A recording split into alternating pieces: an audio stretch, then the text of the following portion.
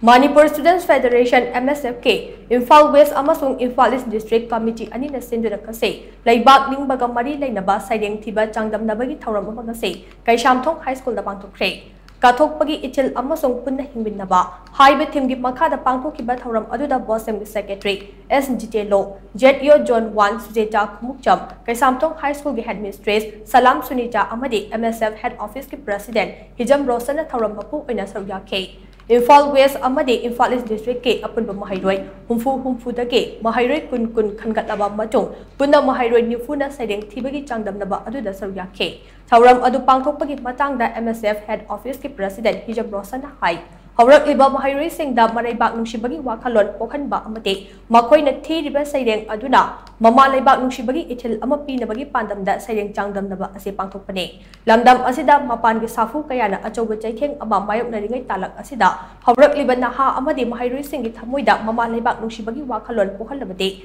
mapan gi safu sing ama to aina thengnaba ngamgane mama laibak nungsibagi ithil faurakpa matamda lamdam ase kanba ngamgani haina Hijam Rosana makhachana fodoke Narakanda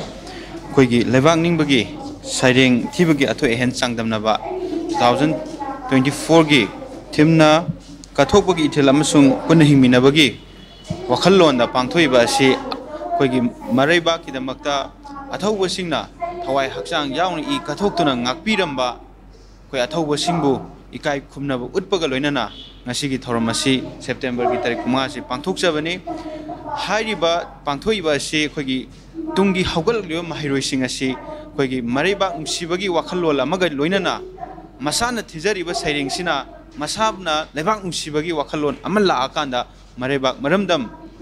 Hena Nusiba Kunayama Where Labamatam da Manipurgi Koigi Amatangaro Manipur se Koi Kanjaba Koina Manipura Topa Topa Koigi external act forcing Sina Koina Sangsala Akanda Koingasi Koi Hingbada Koigi Yamna Aki to Zumba Power Galibasi, Koigi Naha Singsina, Koigi Ramdamasi, Koi Atobasing and Nakpiramba, Amakani Habagi Wakalonda, Koi Putok Saraga, Koi Saringasi, Koi